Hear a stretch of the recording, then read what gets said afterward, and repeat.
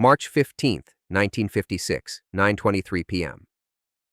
The steak knife felt cold in Bumpy Johnson's palm as Albert Anastasia's voice echoed through Rao's restaurant. I said kneel. $250,000. That's what the commission had put up to see Bumpy humiliated in front of every major mob boss on the East Coast. And Anastasia, the Lord High Executioner himself, the man who'd ordered more hits than anyone in New York history, thought tonight was the night he'd break the King of Harlem. 40 mobsters sat around that private dining room, Genovese soldiers, Lucchese enforcers, Bonanno captains, Gambino killers, all waiting to see if the most feared black man in America would bow to the most feared white man in the underworld. Bumpy stood slowly, picked up the steak knife from his untouched plate, looked Albert Anastasia dead in the eyes, and what happened next didn't just change the power structure of organized crime. It redefined what respect meant in the criminal underworld forever. "You want me to kneel?" Bumpy asked, his voice quiet as death. Anastasia smiled. "That's what I said." The room held its breath. Then Bumpy did something no one expected. He flipped the steak knife in his hand, handle first, blade pointing at his own chest, and he said 7 words that made 40 of the most dangerous men in America go completely silent. "Then you better dig 2 graves." What nobody knew, what even Anastasia didn't know, was that Bumpy Johnson had been planning for this exact moment for 3 months. And what he was about to do wouldn't just save his reputation. It would cement his legend as the only man in America who could make the mob kneel to him. Hit that subscribe button right now because this story is about to show you how one man turned a death trap into his greatest victory. And trust me, you've never heard anything like this before. To understand what happened in that restaurant, you need to understand what Albert Anastasia was trying to prove in March of 1956. By 1956, Albert Anastasia was the most feared man in organized crime. They called him the Lord High Executioner. He was the boss of what would become the Gambino family, but more importantly, he was the head of Murder Incorporated, the killing arm of the National Crime Syndicate. If you crossed the commission, Anastasia's boys were the ones who put you in the ground. He'd personally ordered over 400 hits. His crew had killed more people than small wars. When Albert Anastasia spoke, people died. When he demanded respect, men begged for their lives. He was untouchable, unbeatable, and absolutely ruthless. But there was one problem with Anastasia's empire of fear. One man who didn't bow, one territory he couldn't touch, one king he couldn't break: Bumpy Johnson. By 1956, Bumpy had ruled Harlem for over a decade. He controlled the numbers, the policy games, the loan sharking, everything. But unlike other crime bosses, Bumpy had something Anastasia couldn't understand. He had the love of his community. When kids in Harlem needed school books, Bumpy bought them. When families couldn't pay rent, Bumpy covered it. When the cops hassled black businesses, Bumpy made phone calls that made the harassment stop. The Italian families had tried to move into Harlem before. They'd sent collectors. Bumpy sent them back broken. They'd tried to intimidate local business owners. Bumpy's people ran them out of the neighborhood. They'd even tried bribing politicians to squeeze Bumpy out. Bumpy had better connections. By early 1956, Anastasia was tired of hearing about the one territory in New York he couldn't control. He was sick of other bosses asking why he let some black gangster thumb his nose at the commission. Most of all, he was furious that Bumpy Johnson was making him look weak. The breaking point came in February 1956. Bumpy had refused to pay tribute to the Anastasia family for operating in their territory. When Anastasia sent word that all gambling operations in Manhattan owed him a percentage, Bumpy sent back a simple message: Harlem pays tribute to no one. That's when Anastasia decided to make an example. He couldn't just kill Bumpy. That would turn him into a martyr and might cause riots in Harlem. Instead, he would humiliate him, break him publicly, show every criminal in New York that nobody, not even the King of Harlem, was beyond Albert Anastasia's reach. The plan was elegant in its cruelty. Invite Bumpy to a peace dinner at Rao's restaurant. Pack the room with 40 of the most powerful mobsters on the East Coast. Then force Bumpy to kneel in front of them all. Once word got out that Bumpy Johnson had been made to bow to Albert Anastasia, his reputation would be destroyed. His power would crumble. Harlem would be ripe for the taking. Anastasia had run this play before. In 1952, he'd forced a Brooklyn numbers runner named Mickey Cohen to apologize publicly for disrespecting the commission. Cohen's empire collapsed within 6 months. In 1954, he'd made a Philadelphia boss named Angelo Bruno literally kiss his ring in front of 20 witnesses. Bruno never challenged New York again. But those men weren't Bumpy Johnson. They were criminals who'd gotten lucky, street thugs who'd built temporary empires through violence and fear. Bumpy was different. Bumpy was a strategist, a chess player, a man who understood power in ways that went far beyond muscle and bullets. Most importantly, Bumpy had something those other bosses never had. He genuinely didn't fear death. Not because he was reckless, but because he'd built something larger than himself. Harlem would survive without him. His people would remember him. His legacy would endure. And sometimes, when you're not afraid to die, you become impossible to kill. The meeting was called for March 10, 1956. Anastasia's lieutenant, a stone-cold killer named Anthony Tony Pro Provenzano, delivered the invitation personally to Bumpy's office above the Palm Cafe in Harlem. "Mr. Anastasia wants to sit down with you," Tony Pro said, placing a gold-embossed invitation on Bumpy's desk. "Rouse Restaurant, March 15th, 9 p.m. Peace dinner. Bury the hatchet." Bumpy studied the invitation without touching it. "And if I decline?" Tony Pro smiled, but his eyes stayed cold. "Then Mr. Anastasia might take that as disrespect, and you know how Mr. Anastasia handles disrespect." "I'll consider it," Bumpy said. After Tony Pro left, Bumpy sat alone in his office for 2 hours, thinking. He knew this wasn't a peace dinner. He knew Anastasia was planning something. But he also knew that refusing the invitation would be seen as weakness.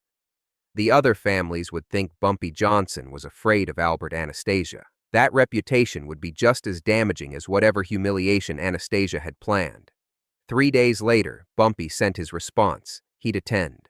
What Bumpy didn't know was that Anastasia had spent weeks planning every detail of the evening. The seating arrangement put Bumpy in the center of the room, surrounded on all sides. The guest list included the most powerful mob bosses from 5 families, men who would spread word of Bumpy's humiliation across the entire East Coast underworld. Anastasia had even rehearsed his speech. He would stand up during the main course, demand that Bumpy show proper respect to his betters, and order him to kneel. If Bumpy refused, Anastasia would have him beaten in front of the crowd. If Bumpy complied, his reputation would be destroyed forever.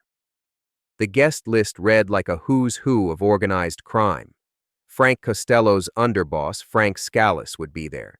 Vito Genovese was sending his top enforcer, Tony Bender. The Lucchese family sent their deadliest hitman, Tommy Three-Finger Brown Lucchese. Even old Joe Bonanno had agreed to attend personally. But the crown jewel of the evening would be Carlo Gambino's presence. Gambino was Anastasia's underboss, but everyone knew he was positioning himself to take over. Having Gambino witness Bumpy's humiliation would cement Anastasia's authority within his own family. The restaurant had been closed to the public for the evening. Only invited guests, their bodyguards, and a small crew of trusted waiters would be present. Anastasia had even arranged for his own chef to prepare the meal, ensuring that every detail was under his control. But Albert Anastasia made one critical mistake. He assumed that Bumpy Johnson was just another street thug who could be intimidated with threats and overwhelming numbers.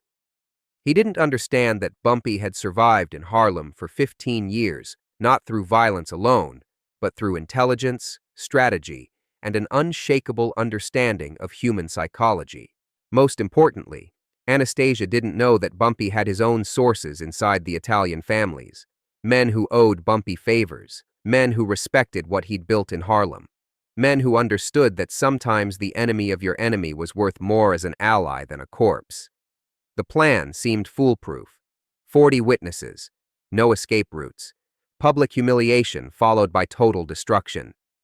Anastasia had run this scenario in his head 100 times, and every time it ended with Bumpy Johnson on his knees and Albert Anastasia standing over him like a conquering emperor.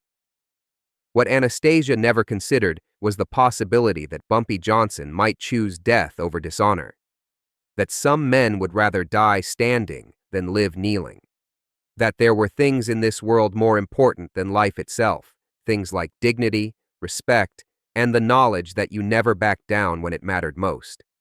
March 12th, 3 days before the dinner, Bumpy was playing chess in Marcus Garvey Park when a young Italian man approached his table. His name was Carmine Galante, a soldier in the Bonanno family.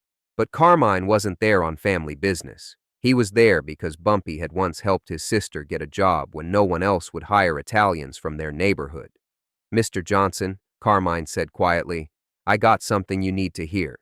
"Sit," Bumpy said, not looking up from his chess game with local barber Joe Lewis. Carmine sat down and lowered his voice. "Friday night at Rouse. It's not a peace dinner. Anastasia's planning to make you kneel in front of everybody. He's got 40 guys coming just to watch. Word is, he wants to break you public-like." Bumpy moved his bishop and finally looked at Carmine. "That right?" "Yeah. And Mr. Johnson, if you don't show, he's gonna say you're yellow. If you do show..." Carmine shrugged. "I don't know what happens then."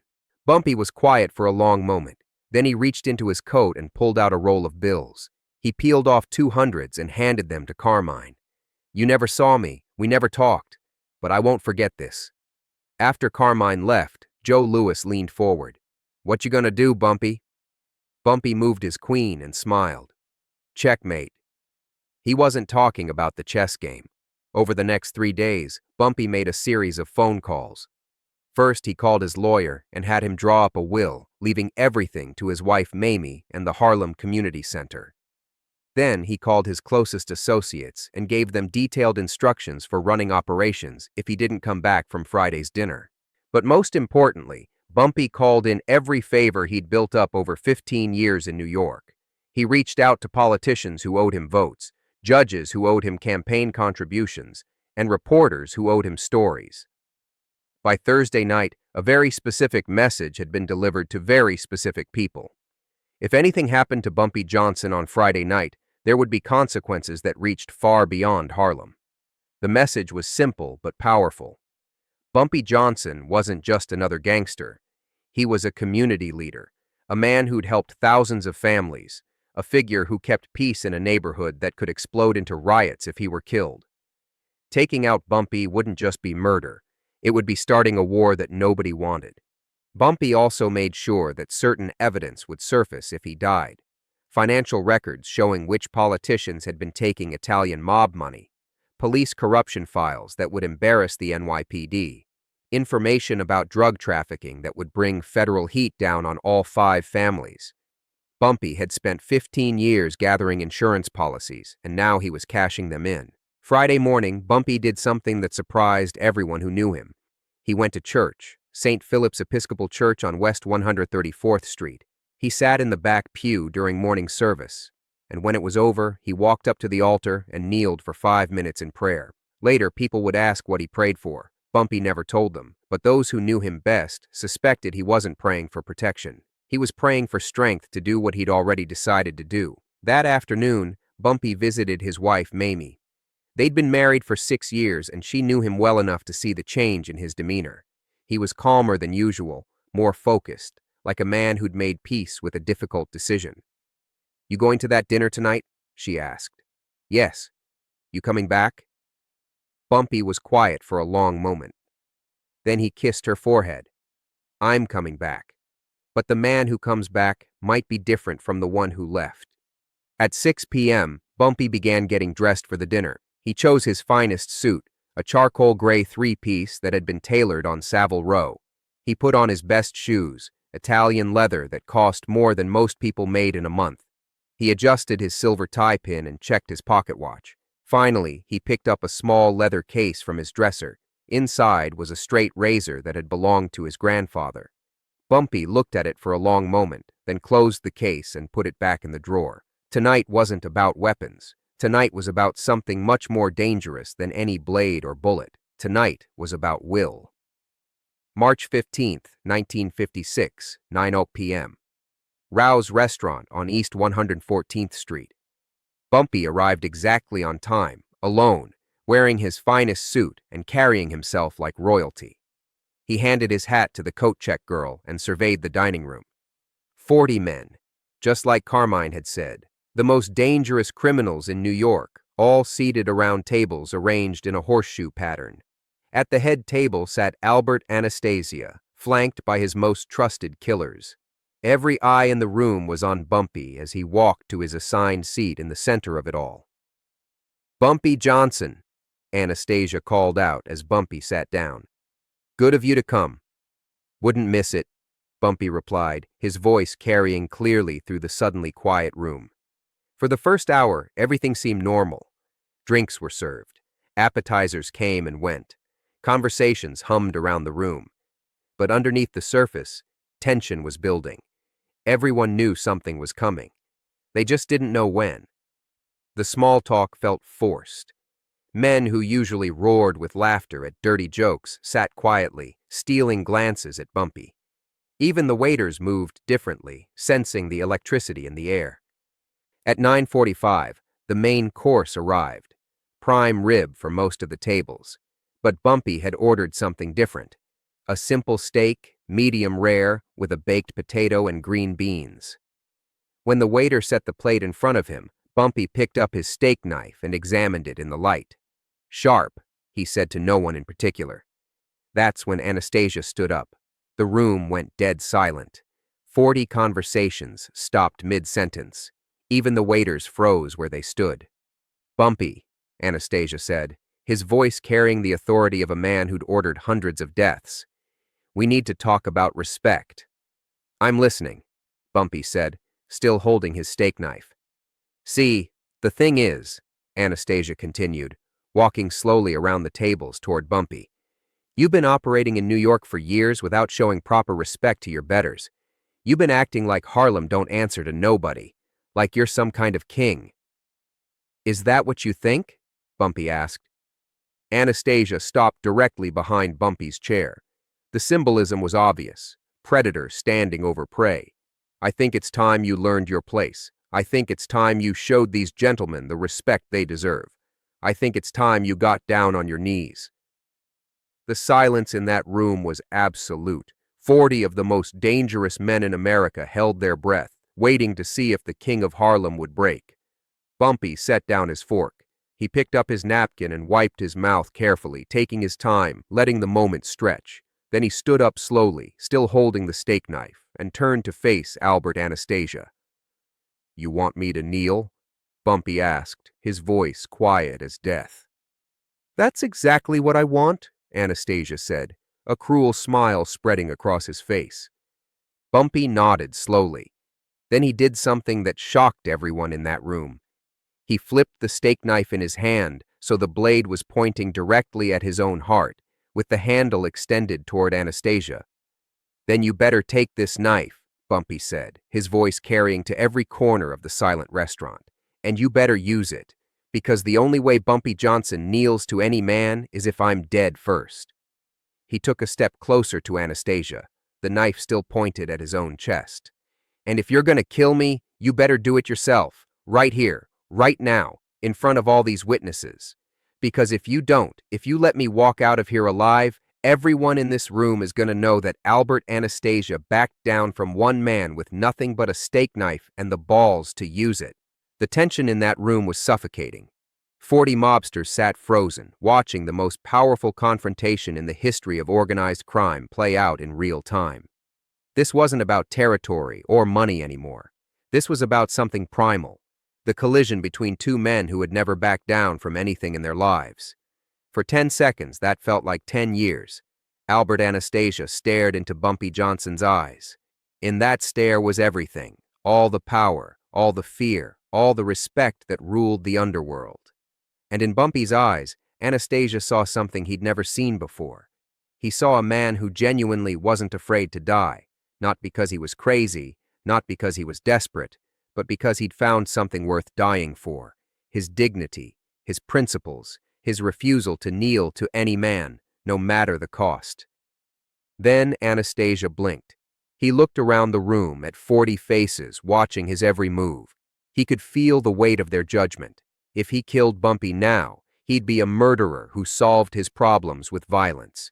If he let Bumpy live, he'd be the man who backed down. But there was a third option, the option that only true leaders understand.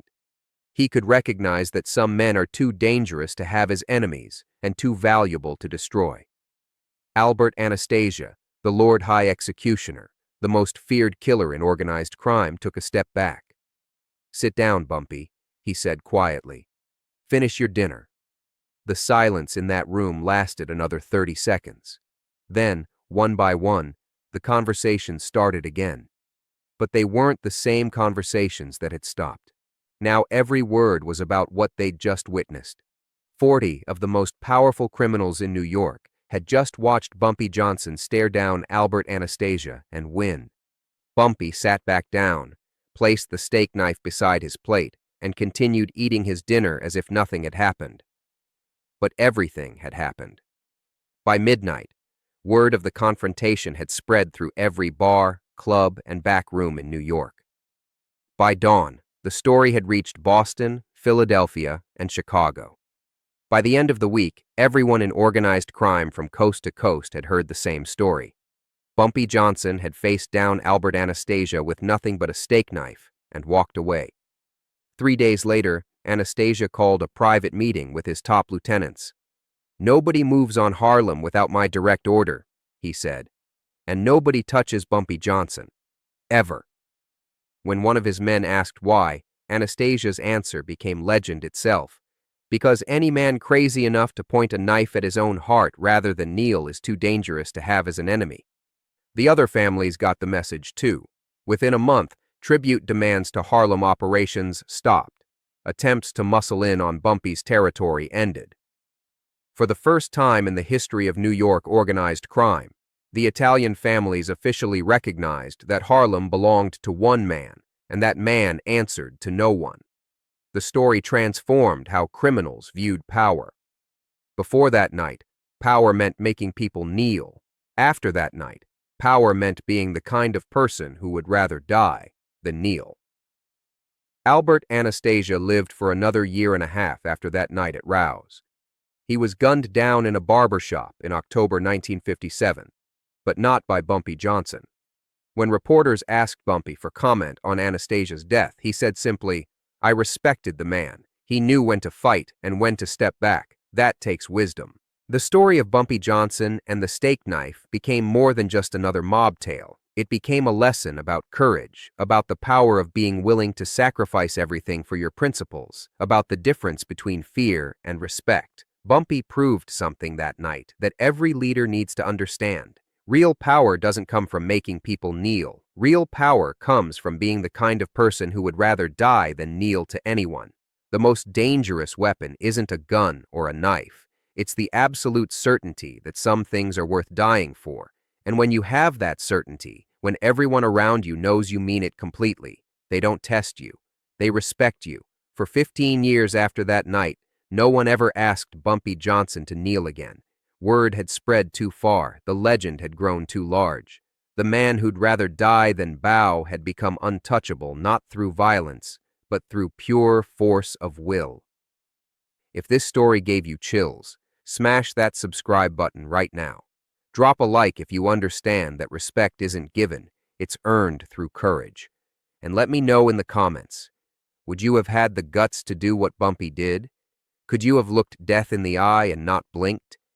Next week, we're telling the story of how Frank Costello tried to have Bumpy Johnson assassinated and ended up begging for his life instead. You don't want to miss that. Remember, in a world full of people trying to make you kneel, be the one who stands.